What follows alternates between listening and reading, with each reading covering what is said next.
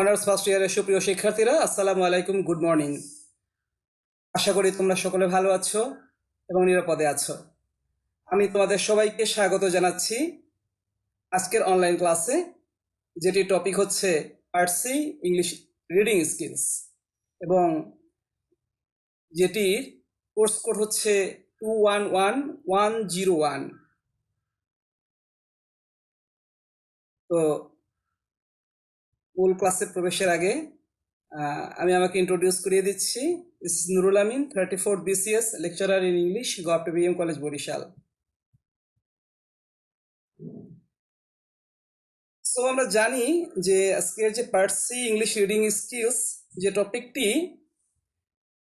এই পুরো পার্ট সির এরিয়া জুড়ে আমাদেরকে যা করতে হবে তা হচ্ছে 50 নম্বরের পড়া আমাদেরকে পড়তে হয় বা 50 নম্বরের উত্তর দিতে হয় এই একটি পার্ট থেকেই। এবং এই পার্ট সিটাকে আমরা অল্টারনেটলি এরকম বলতে পারি যে practical critical analysis of a poem. তার মানে পুরো পার্ট সি জুড়ে একটা পোয়েমের অ্যানালাইসিস হয় এবং এই পোয়েমটাকে নিয়ে ঘুরে ফিরে নানা রকম প্রশ্ন হয়, যা থেকে তোমাদের 50টি নম্বর।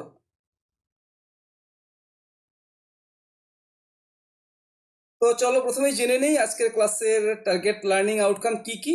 আজকের ক্লাসে আমরা ঠিক কি জানতে চাচ্ছি। আমরা প্রথমেই যেটা জানবো, এই টপিকটির বা এই কোর্সটির ব্যাকগ্রাউন্ডের একটা বিষয় জানবো, সেটা হচ্ছে আইডিয়া অন প্র্যাকটিক্যাল ক্রিটিসিজম। তোমরা জানো আমাদের ইংলিশ রিডিং স্কিলসের পার্ট সিতে আমরা মূলত পোয়েমের উপরে ক্রিটিসিজমটা জানি। একটা কবিতাকে কিভাবে ক্রিটিসাইজ করতে হয়, অ্যানালাইজ করতে হয়, এই পুরো বিষয়টা কিন্তু ক্রিটিসিজমের একটা বিশেষ ধারা, প্র্যাকটিক্যাল ক্রিটিসিজমের কাজ। সেই হিসাবে আমরা প্রথমেই আজকে প্র্যাকটিক্যাল ক্রিটিসিজমের উপর একটা আইডিয়া নিব। এরপরে আমরা জানবো যে পোয়েম অ্যানালাইসিস করতে গিয়ে পোয়েমের সাবজেক্ট ম্যাটার এবং ক্রিটিক্যাল সামারি কিভাবে বের করতে হয় এবং সেটা কিভাবে নির্ণয় করতে হয়। পরবর্তীতে আমরা আজকে যে কবিতাটি পড়বো সেই কবিতার আলোকে আমরা সাবজেক্ট ম্যাটার এবং ক্রিটিক্যাল সামারি নিজেরাই বের করব। নেক্সট টু দ্যাট আমরা যেটা শিখবো সেটা হচ্ছে থিম অ্যান্ড থিমস। আমরা জানি একটা পোয়েমে একটা সেন্ট্রাল থিম থাকে বা একটা মেজর থিম থাকে, এবং এই মেজর থিমের পেছনে কিছু অ্যাসোসিয়েটিং থিমস থাকে, ছোট ছোট কিছু থিম থাকে, এবং সবগুলো থিম মিলে একটা সেন্ট্রাল থিম দাঁড় করি আমরা, এবং সেটাকে টার্গেট করে সেটার দিকে আমাদের ভাবনাগুলোকে আমরা ওরিয়েন্ট করে দিই।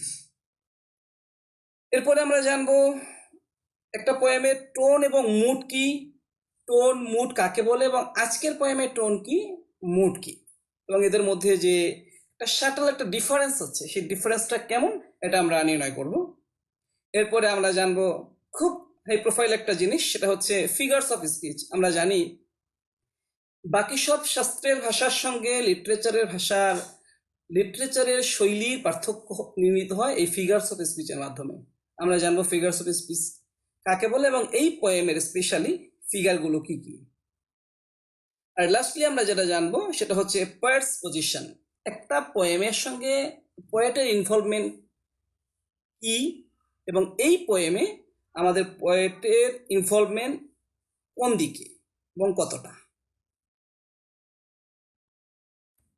তো চলো আমরা কাল বিলম্ব না করে মূল পড়ায় চলে যাই। আমরা প্রথমেই যে জিনিসটা জানবো, আইডিয়া অন প্র্যাকটিক্যাল ক্রিটিসিজম।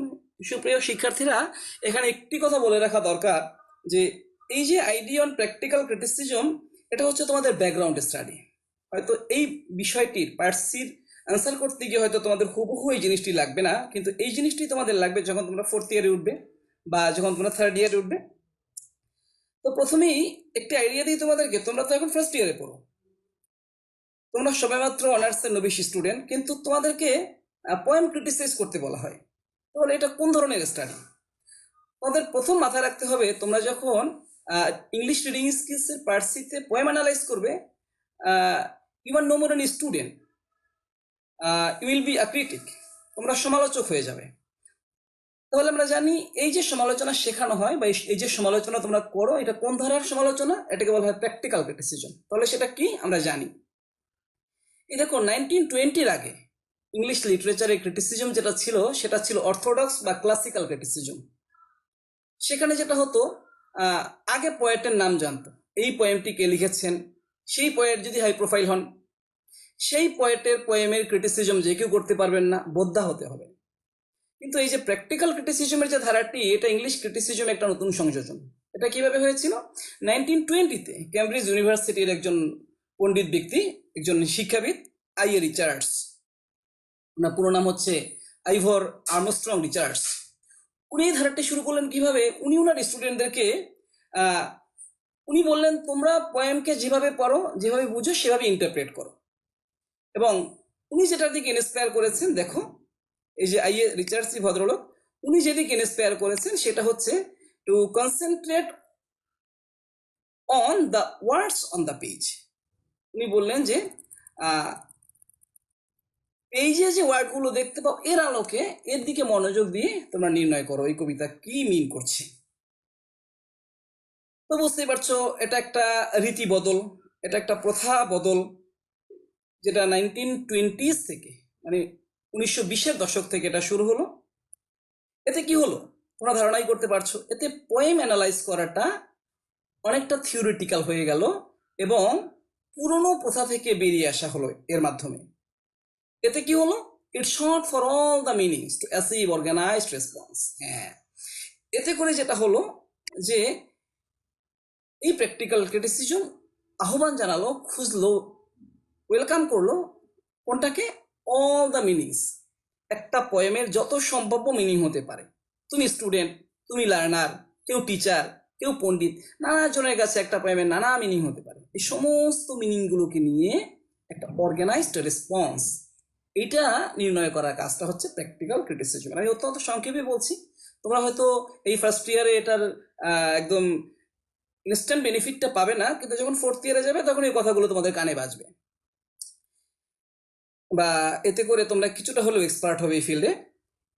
এরপরে যেটা, এই প্র্যাকটিক্যাল ক্রিটিসিজমটি তো 1920-এ শুরু হলো, 20-এর দশকে। এতে ইংলিশ লিটারেচারের যে ক্রিটিসিজম, এখানে একটি নতুন ধারা সূচিত হলো, সেটা হচ্ছে কি? নিউ ক্রিটিসিজম, নব্য সাহিত্য সমালোচনা শুরু হলো। এবং এই সমালোচনায় তোমরা দুজন ব্যক্তির নাম জানবে যারা এই রিচার্ড সাহেবের ছাত্র। একজন হচ্ছেন এফআর লিভিস, আর একজন হচ্ছেন এমসন। এই লিভিস এবং এমসন, ওনারা কি করলেন? এই লিভিস সাহেব উনি কিন্তু নিউ ক্রিটিসিজম, এবং এমসন সাহেবও নিউ ক্রিটিসিজমে কন্ট্রিবিউট করলেন। এবং স্পেশালি লিভিস সাহেব, যিনি এফআর লিভিস, উনি কিন্তু স্ক্রুটিনি মুভমেন্ট, এটাকে প্রমোট করলেন। এই মুভমেন্টটা হচ্ছে কি? এই মুভমেন্টের স্লোগান ছিল হচ্ছে টেক্সট উইদাউট কনটেক্সট। একটা লিটারেচারের পিস যেমন পেয়েছো, তুমি যা বুঝো, কনটেক্সট বোঝার দরকার নেই, তুমি তোমার মতো করে তর্জমা করো। তো তারই অংশ হিসেবে কিন্তু তোমরা অনার্স ফার্স্ট ইয়ারে বসে কবিতা সমালোচনা করছো, তোমার জ্ঞানে যা ধরে তার আলোকে সমালোচনা করছো। আশা করি বুঝতে পেরেছ। তো চলো, এখানে একটি কথা বলে রাখা দরকার যে ইংলিশ রিডিং স্কিলে পার্ট সিতে তোমরা যে পোয়েমটা পাবে, নিয়ম হচ্ছে এই পোয়েমটির পোয়েটকে, এই পোয়েমটির নাম কি, এটি তুমি যেন জানো না। ওই যে বললাম, টেক্সট উইদাউট কনটেক্সট। হ্যাঁ, এই দেখো কি বলেছিলাম, the words on the page. পেজে যে ওয়ার্ডগুলো আছে তার আলোকে তর্জমা করো। তাহলে কি হয়েছে?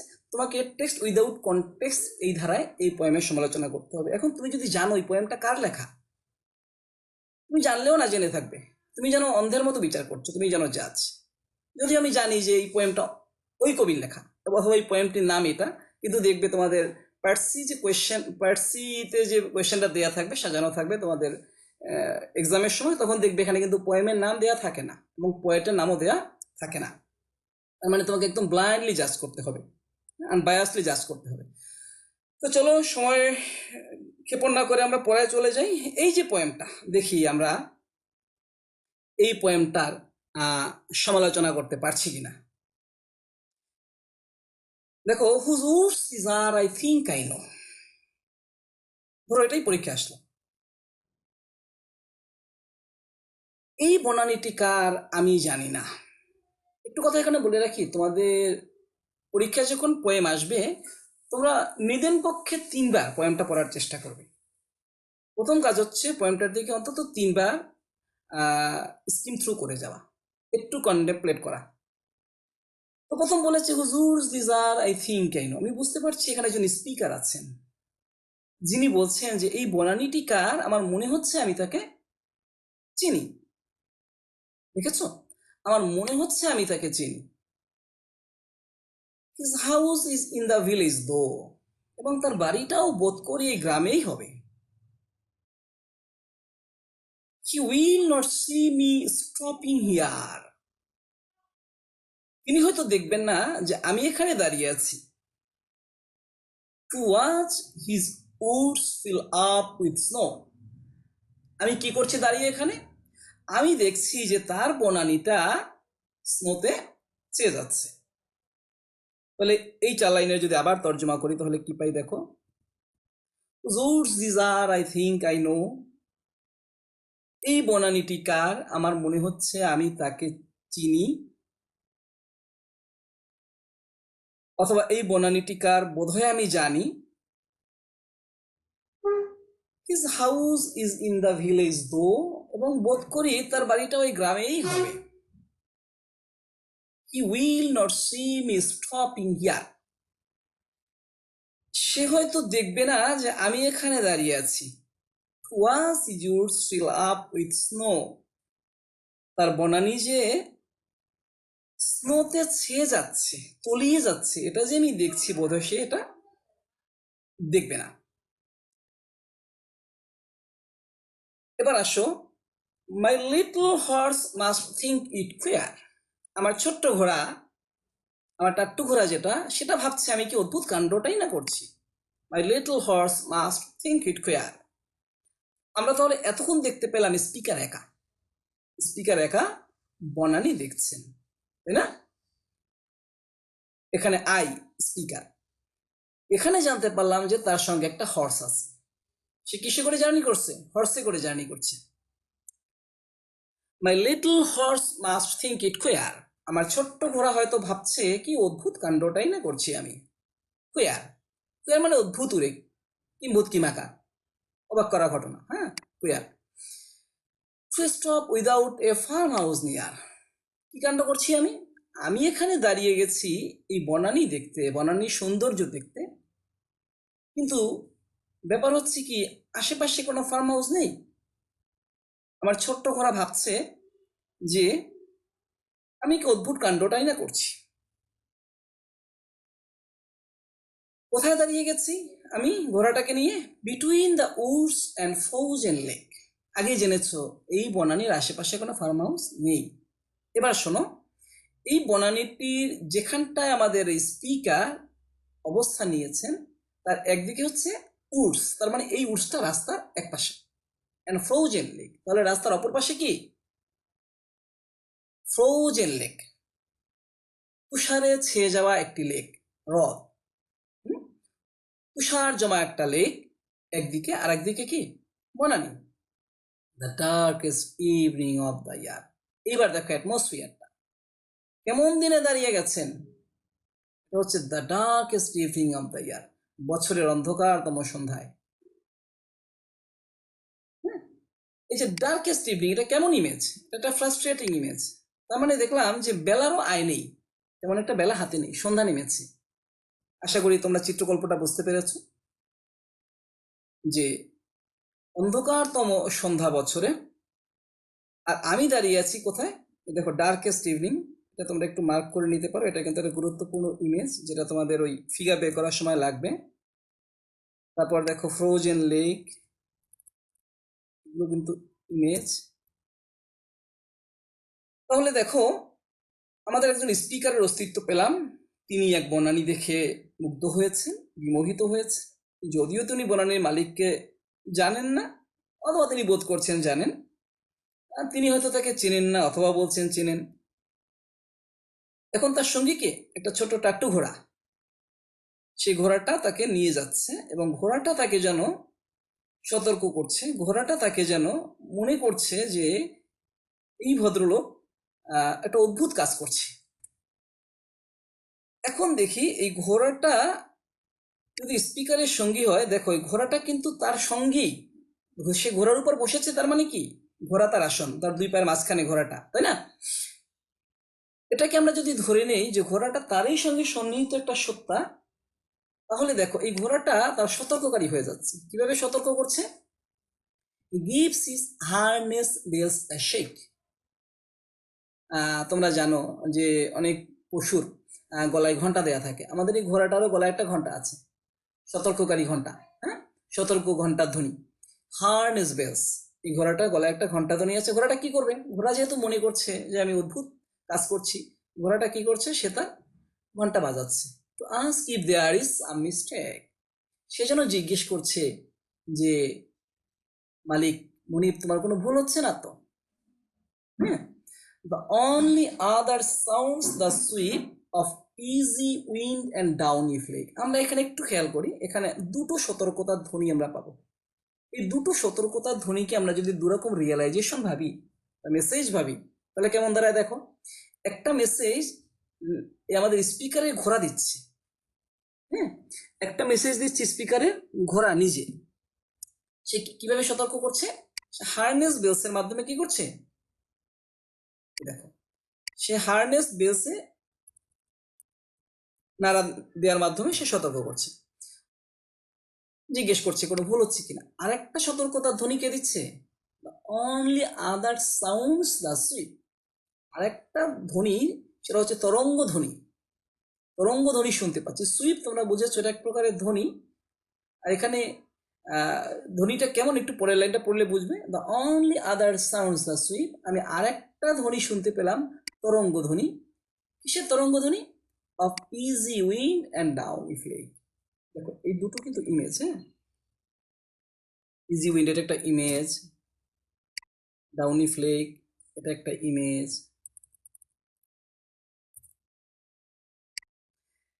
দেখো সে কি করছে? সুইপ করছে। এই ইজি উইন্ড আর ডাউনি ফ্লেক এই দুটো, সে মানে তারা, তারা মিলে একটা সুইপ, একটা তরঙ্গধ্বনি তৈরি করছে। এই গেল একটা সতর্কতার জায়গা, কেমন। আর একটা সতর্কধ্বনি কে দিচ্ছে? ঘোড়া। তাহলে আমরা কি বলতে পারি না, একটা হচ্ছে ইন্টারনাল রিয়েলাইজেশন, ইন্টারনাল সেলফের মেসেজ, ইন্টারনাল সেলফের রিয়েলাইজেশন। আর একটা হচ্ছে কি, আরেকটা হচ্ছে আউটার ওয়ার্ল্ড, এক্সটার্নাল ওয়ার্ল্ড তাকে সতর্ক করে দিচ্ছে। আমাদের স্পিকারকে একদিকে যেমন তার নিজস্ব জগতের সেলফ, যদি আমি ঘোড়াটাকে ধরি তাহলে বাহ্যিক সেলফ, তার মানে জীবনের যে গতি, সে সতর্ক করে দিচ্ছে। হ্যাঁ, এই দুটো ধ্বনি মিলে একটা মেসেজ তৈরি করেছে আমাদের অথরের কাছে। ওই যে তোমরা দেখবে যে এই যে গতিটা, এটা কিন্তু ওই পোয়েমের একটা গুরুত্বপূর্ণ মেসেজ। তোমরা যদি রবীন্দ্রনাথের বলাকা পড়ে থাকো তাহলে সেখানে দেখবে যে ধাও ধাও শুধু বেগে ধাও, উদ্দাম উধাও, যা কিছু তোমার সব দুই হাতে ফেলে ফেলে যাও। এই যে গতিতত্ত্ব, এখানে আমরা কিন্তু দেখতে পাই যে ঘোড়াও যেমন ছুটে যেতে চাচ্ছে, এগোতে চাচ্ছে, আর এই ইজি উইন্ড ডাউনি ফ্লেক তারা প্রবাহিত হয়ে তারা একটা ধ্বনি তৈরি করছে। এই দুটো মিলে একটা সতর্কতা বোধ জাগ্রত করলো আমাদের স্পিকারের মাথায়। স্পিকার কি অবস্থায় আছেন দেখো একটু পেছনে। স্পিকার কিন্তু ঠায় দাঁড়িয়ে আছেন, তিনি কিন্তু বনানীর প্রেমে পড়ে গেছেন। হ্যাঁ, যদিও বনানীর আশেপাশে যদি রাত নেমে যায়, এই যে রাত কিন্তু কাছাকাছি, এই দেখো ডার্কেস্ট ইভিনিং নেমে যাবে, থাকবেন কোথায় রাতে উনি? বনানীতে তো থাকা যাবে না। হ্যাঁ, কারণ বনানীতে তোমরা দেখছো যে বনানীতে এই যে স্নো ধেয়ে আসছে, বনানীতে থাকা যাবে? যাবে না। লেকে থাকা যাবে? যাবে না। কিন্তু উনি এই বনানী এবং লেকের মধ্যবর্তী একটা জায়গায় ঠায় দাঁড়িয়ে আছেন আর বনানীর সৌন্দর্য দেখছেন। কেমন? এখন তার রিয়েলাইজেশন হচ্ছে কিরকম, তাকে একটা রিয়েলাইজেশন দিল ওই ঘোড়াটা, নিজের ঘোড়া, আরেকটা হচ্ছে বাইরের বাতাস। এই দুই সত্তা মিলে তাকে রিয়েলাইজেশন দিল। কি রিয়েলাইজেশন দিল? দেখো, woods are lovely dark and deep. বনানী প্রেমময়, বনানী নিবিড়, বনানী সুনিবিড়, লাভলি ডার্ক অ্যান্ড ডিপ। এখানে আমরা একটা সিলোজিজম পাবো, সিলোজিস্টিক কনসেপ্ট। এখানে অনেক কিছু বলার আছে। এই দেখো, বনানী আকর্ষণীয়, বনানী সুন্দর, কিন্তু but I have promised to keep, কিন্তু আমার তো অনেক দূর যেতে হবে। এটা এরিস্টটলের একটা ফিলোসফি, সেটা হচ্ছে সিলোজিজম। তোমরা যদি ফিলোসফি পড়ে থাকো, যে যদি এমনটা সম্ভব হতো তবে তো কোনো কথাই ছিল না, কিন্তু ব্যাপার হচ্ছে এটা। হ্যাঁ, ইফ বাট দেয়ার ফর। এখানে তোমাদের আরেকটা মজার কথা বলে রাখি, এই পোয়েমটিতে আমাদের যে পোয়েট, তিনি কিন্তু একটা অদ্ভুত রাইমের খেলা খেলেছেন। এই রাইমটা ইরান দেশে ব্যবহার করা হয়, যেটাকে বলে রুবাইয়া। এটা কেমন দেখো, first line, second line, fourth line এক, থার্ড লাইনটা আলাদা। খাজা তোমার দরবারে মোর বিরত আজি এই, সরাও উপদেশের কাটা মুক্তি আমার এই পথেই, দৃষ্টি দোষে দেখছো বাঁকা আমার সোজা সরল পথ, আমায় এবার ভালো দেখো তোমার রাঙা চক্ষুতেই। এই যে দেখো, তেই তেই তেই পথ তেই, কেমন? এখানে একই জিনিস দেখি আমরা, the woods are lovely dark and deep. এইটা হচ্ছে $1,000,000 রিয়েলাইজেশন, $1,000,000,000 রিয়েলাইজেশন। আমাদের স্পিকার এতক্ষণই বুঝতে পারলেন যে বনানী প্রেমময়, বনানী গাঢ় এবং বনানী নিবিড়, but I have promises to keep. এই লাভলি ডার্ক অ্যান্ড ডিপ একদিকে দাঁড়িয়ে আছে, আর একদিকে এই প্রমিজেস। হ্যাঁ, একদিকে হচ্ছে ইমোশন, ইমোশন, এই ইমোশন কি করলো, ইমোশন একদিকে দাঁড়িয়ে আছে, আহ্বান জানাচ্ছে তাকে। আর একদিকে হচ্ছে কি মোশন, প্রমিজেস টু কি, আমাকে তো প্রমিস রাখতে হবে। এটা হচ্ছে রিয়েলাইজেশন, এটা হচ্ছে রিয়ালিটি, কেমন? এটা হচ্ছে রিয়ালিটি, এটা তাকে ডাকছে। আর উল্টো দিকে প্রেমময় গভীর নিবিড় বনানী তাকে ডাকছে। এই দুটো মিলে সে কি রিয়েলাইজেশন পেলো, কি উপলব্ধিটা পেলো, and must go before I sleep, আমাকে ঘুমানোর আগে বহু দূর যেতে হবে, and must go before I sleep, এবং আমাকে মরে যাওয়ার আগে, এবং আমাকে চূড়ান্ত নিদ্রার আগে অনেক দূর যেতে হবে। তো সময় স্বল্পতার কারণে আমি কবিতা খুব দ্রুত টানলাম। এবার আসো আমরা একটু কমার্শিয়াল হই, আমাদের পরীক্ষায় যে আইটেমগুলো আসবে আমরা কীভাবে আনসার করবো। আমি আবার পয়েমটার কাছে আসবো। দেখো, এখন খুব সিম্পলি যদি আমরা কবিতাকে একটু অ্যানালাইজ করি, বলে যাই যেখানে একজন স্পিকার আছেন যিনি চারণ করে বেড়াচ্ছেন, ধরে নিই এটা তুমি বা আমি, তুমি আমাদের একটা লক্ষ্যের পানে ধাবিত হচ্ছি, তাই না? একটা গোলের দিকে ধাবিত হচ্ছে।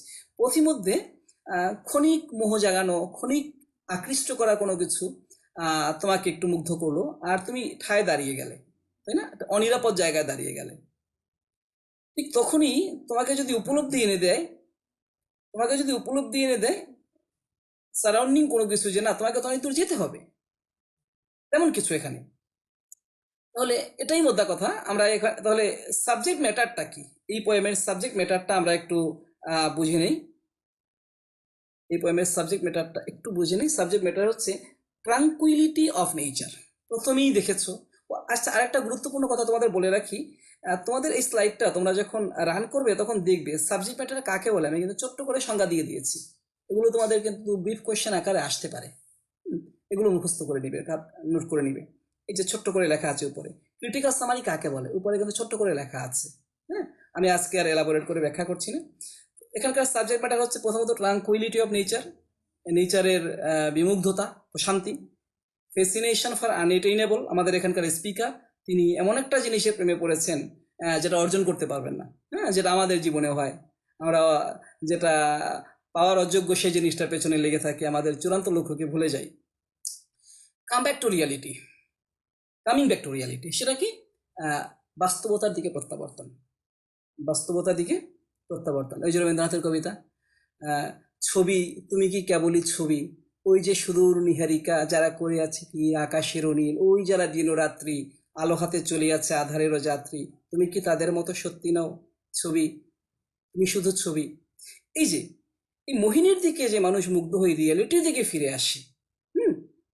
এর আগে যেটা বললাম রবীন্দ্রনাথের বলাকায় দেখো যে মেসেজটা, সেটা হচ্ছে ধাও ধাও শুধু বেগে ধাও উদ্দাম উধাও, যা কিছু তোমার সব দুই হাতে ফেলে ফেলে যাও।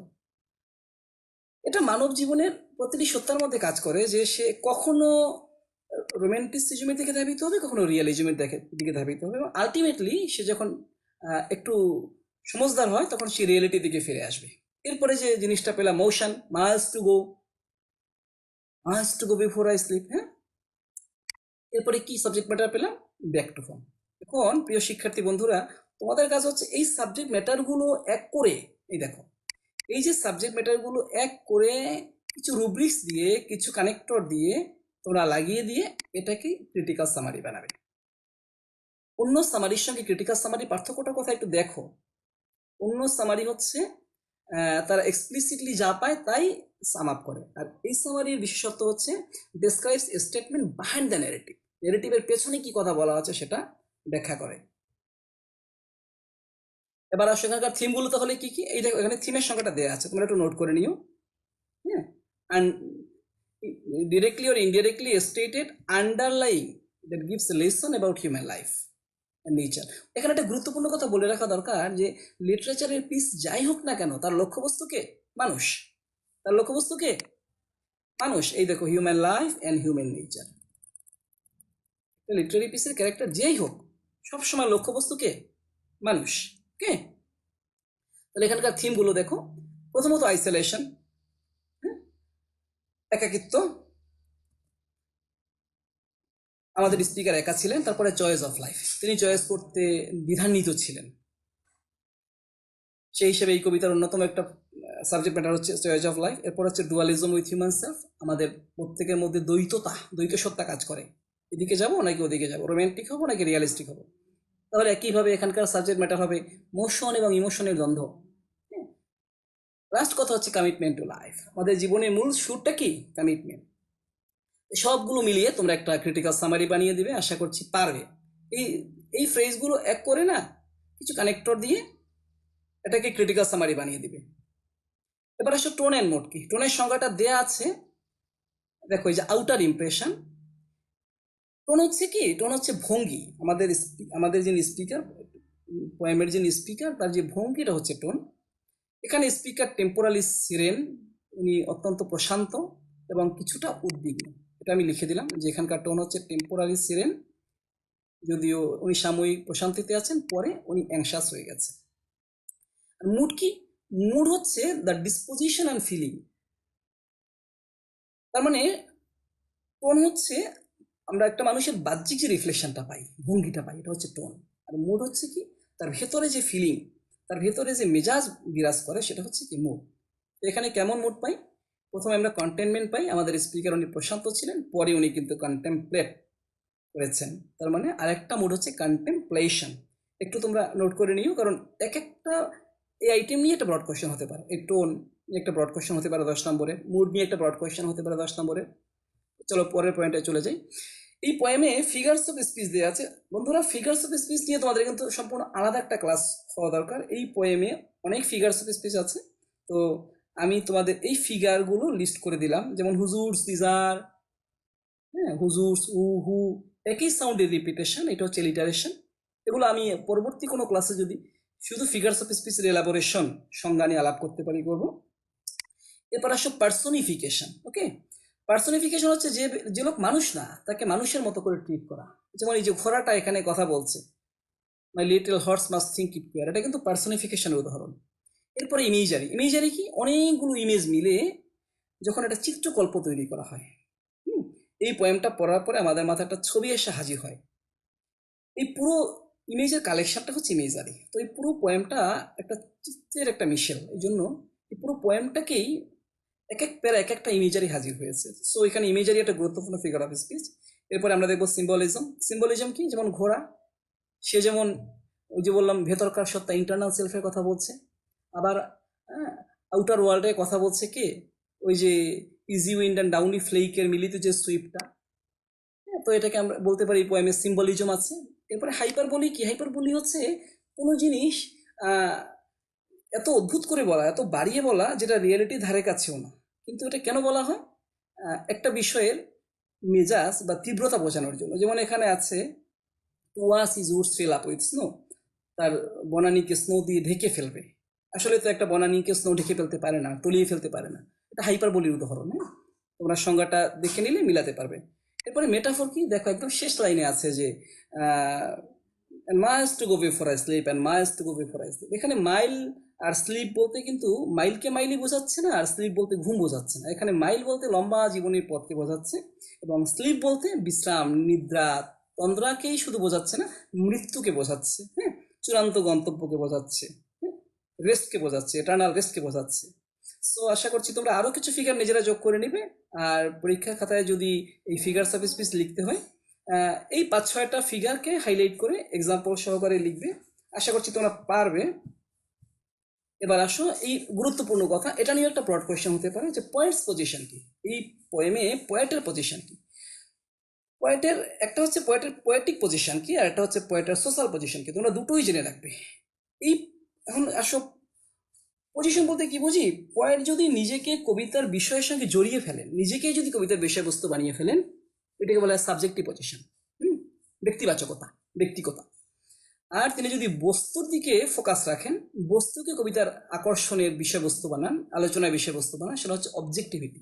এই কবিতার পোয়েটস পজিশন হচ্ছে অবজেক্টিভ মেজাজ, তবে এখানে সাবজেক্টিভ ডিনোটেশন আছে, কারণ তার পার্সোনাল রিয়েলাইজেশন আছে। এবং আমাদের এই যে পোয়েট, এখানে বলে দিই যে আসলে এই কবিতাটির কবি হচ্ছেন রবার্ট ফ্রস্ট, এবং এই পোয়েমটার নাম হচ্ছে stopping by woods on a snowy evening. আমি আজকে প্র্যাকটিক্যাল ক্রিটিসিজমের পড়াচ্ছি বলে এখানে তোমাদের কাছে পোয়েট এবং পোয়েমের নামটা বললাম না, বলতে চাচ্ছিলাম না। সো এই পোয়েমে পোয়েটস পজিশনে আমরা অবজেক্টিভ একথাটা বলতে পারি, আবার এটাও বলতে পারি যে এখানে কবির যথেষ্ট সাবজেক্টিভ ডিনোটেশন, হ্যাঁ, সাবজেক্টিভ উপলব্ধি, হৃদয়ঙ্গম, এটা এখানে আছে। এবার আসো পোয়েটের সোশ্যাল পজিশন কি। সোশ্যাল পজিশন হচ্ছে হাম্বল অ্যান্ড রেসপন্সিবল পার্সন। সোশ্যালিস্টিক জায়গা থেকে দেখলে আমরা বলতে পারি যে এই পোয়েমটিতে আমাদের পোয়েট যথেষ্ট জেন্টেল, হাম্বল এবং সামাজিকভাবে দায়বদ্ধ একজন মানুষ। সামাজিকভাবে দায়বদ্ধ একজন মানুষ। ওই যে আমরা শুরুতে দেখি whose woods these are I think I know his house is in the village though he will not see me stopping here once his woods fill up with snow. তার মানে এটার মালিক যদি তাকে দেখে ফেলে তাহলে কি হবে, উনি যে আর একজন বনানী দেখছেন, এটা মালিক দেখলে কি হতে পারে। এখানে কিন্তু তার রেসপন্সিবিলিটি সেন্স আমরা দেখতে পাই। তো আশা করছি তোমরা পোয়েমটা ওভারঅল বুঝতে পেরেছো। তোমরা আরেকবার একটু পোয়েমের টেক্সটটা দেখো। আর সবচেয়ে ইম্পর্টেন্ট যে কথাটা, তোমাদের যখন পোয়েমটা আসবে পরীক্ষায়, তোমরা প্রথমত চেষ্টা করবে পোয়েমটা কমপক্ষে 3 বার পড়তে, তারপর চেষ্টা করবে এই পোয়েমটার লিটারারি মিনিংটা বুঝতে, মানে আক্ষরিক অর্থটা। এরপরে তোমরা একটু আন্ডারলাইন মিনিংয়ের দিকে যাবে। এবং তোমাদেরকে লিটারেচারের স্টুডেন্ট হিসাবে প্রমোট করার জন্যই মূলত এটা। সো তোমরা কি করবে, তোমরা ক্রিটিক্যাল সামারি যখন তৈরি করবে বা ক্রিটিক্যাল অ্যানালাইসিস যখন করবে, তখন তোমরা এক একটা টার্মকে নিজে একটু কন্টেম্পলেট করবে। এই যে টার্মগুলো যেগুলো আমি হাইলাইট করে দিলাম, দেখো এই টার্মগুলো হাইলাইট করলে তুমি প্রথমে ওয়ার্ড বাই ওয়ার্ড পড়লে, পরে ফ্রেজ বাই ফ্রেজ পড়লে, এরপরে তুমি ফিগারের জায়গা থেকে পোয়েমটাকে দেখবে। হ্যাঁ, এভাবেই আশা করছি তোমরা কোয়েশ্চেন বাই কোয়েশ্চেন এই প্রশ্নটার, এই পোয়েমটার ভালো উত্তর দিতে পারবে। আর যে কথাটা বলা বাকি আছে সেটা হচ্ছে, তোমাদের কিন্তু এই পার্টসিতে কিছু প্রশ্ন থাকে এই কবিতার বিষয়বস্তুর উপর ভিত্তি করে। এই কবিতায় কবি কি বলতে চেয়েছেন, তুমি কি মনে করো কবি তার পজিশন যথার্থভাবে ব্যক্ত করতে পেরেছেন, তুমি কি কবির পজিশনকে সমর্থন করো। সেখানে তোমাদের কিন্তু একটা বেনিফিট আছে। হ্যাঁ, কারণ তোমাদের বিগত বছরে দেখা যায় তোমাদের যে পোয়েমগুলো আসে সেটা হচ্ছে তোমাদের ইন্ট্রোডাকশন টু পোয়েট্রি যে পেপারটা, ওখান থেকে পোয়েম আসে। যদিও আমাদের এই রিডিং স্কিলের পার্টসিতে কিন্তু আনসিন পোয়েম দেয়ারই ট্রেডিশন, আনসিন পোয়েমই দেয়ার নিয়ম, কিন্তু তোমাদের দেখা যাচ্ছে কাকতালীয়ভাবে যে ইন্ট্রোডাকশন টু পোয়েট্রি যে পেপারটা, তোমাদের পোয়েট্রি পেপারের পোয়েমগুলো কমন পড়ে। সেক্ষেত্রে তোমরা পোয়েম ভিত্তিক যদি প্রশ্ন আসে, সেটা আশা করছি ভালো উত্তর দিতে পারবে। তো সুপ্রিয় শিক্ষার্থীরা, এরই মাধ্যমে আমরা চলে আসলাম আজকের ক্লাসের একদম শেষ পর্যায়ে। আমরা আশা করছি রিডিং স্কিলের পার্টসিতে আমরা যে টপিকগুলো পড়তে চেষ্টা করলাম, এই টপিকগুলোকে আমরা আরেকটু মনোযোগ দিয়ে বাসায় স্টাডি করব এবং একটু মৌলিক ধারণা নিয়ে পরীক্ষায় উত্তর করার মতো করে কনফিডেন্স জোগাড় করব। তো সবাইকে আমার সঙ্গে এতক্ষণ থাকার জন্য অনেক ধন্যবাদ। যদি তোমাদের এই টপিকের উপরে কোনো প্রশ্ন থাকে তাহলে নির্দ্বিধায় এই ভিডিওটির নিচে যে কমেন্ট বক্স, সেখানে নির্দ্বিধায় প্রশ্ন করে রাখতে পারো। পরবর্তী ক্লাসে এই প্রশ্নের জবাব দিতে চেষ্টা করব। তো সবাই ভালো থেকো, সুস্থ থেকো, সুন্দর থেকো এবং সবচেয়ে গুরুত্বপূর্ণ কথা, সবাই সাবধানে থেকো। আমরা বিশ্বাস করি আমাদের এই দুঃসময়, আমাদের এই মহামারীর এই দুঃসময় একদিন কেটে যাবে, আবার পৃথিবী শান্ত হবে, আমরা আবার ক্লাসরুমে দেখা করব এবং লাইব্রেরিতে এবং ক্যাম্পাসে আমরা আবার মিলিত হব। সেই সুন্দর দিনের প্রত্যাশায় আজকের ক্লাসের এখানে ইতি টানছি। All the very best.